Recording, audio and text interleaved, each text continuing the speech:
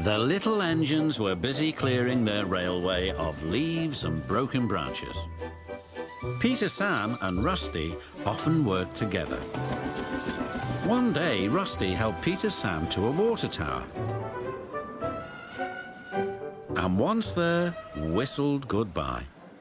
Peter Sam felt much better after his long drink, but the trucks were bored. Let's break away, they giggled. Their loads were heavy and the couplings old. One snapped.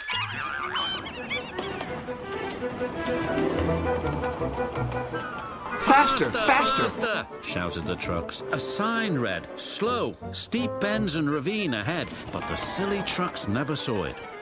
Then it was too late.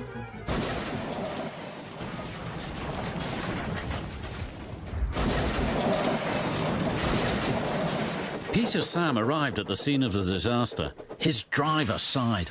This was our fault. We didn't secure them properly. We'll have to get help to pull them out.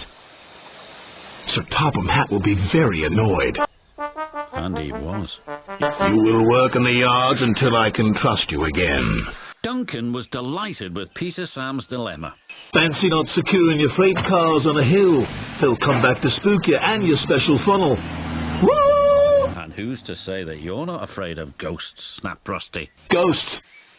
Things that go bump in the night? Rubbish! Well, I'll tell you a story that'll make your funnel quiver, Rusty said.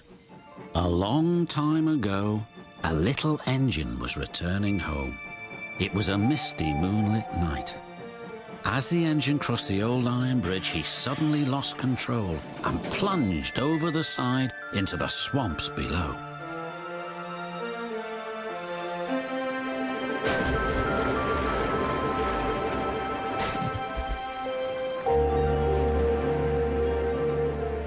He was never found again. But many a workman will tell you that when the moon is full, they have seen the little engine trying to get home, but he never reaches the other side. So what do you think of that, Duncan? Rubbish! Replied Duncan, and he puffed away.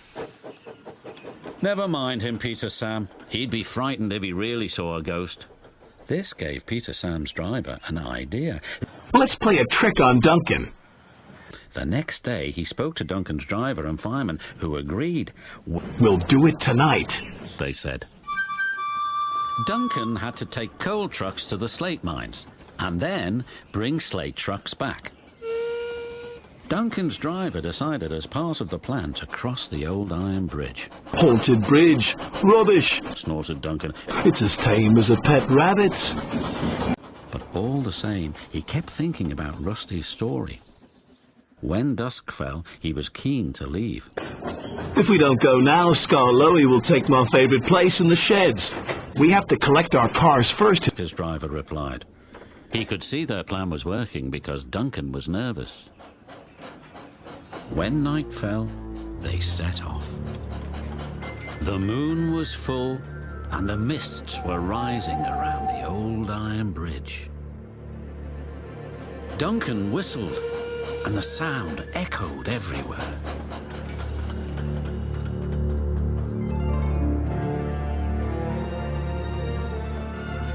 Then ahead, he saw flickering lights. His driver knew they were only little insects that shine brightly at night, but to Duncan, they looked like an engine. Next, his driver secretly threw a rock from the cab into the ravine below.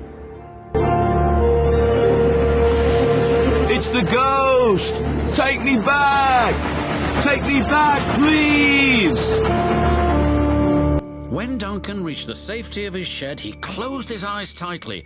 Spooked, are you, Duncan? Laughed his driver. No. Well, Duncan... I'm asleep. And refused to open his eyes. He did, though, when he thought his driver wasn't looking, just to make sure that he was still there.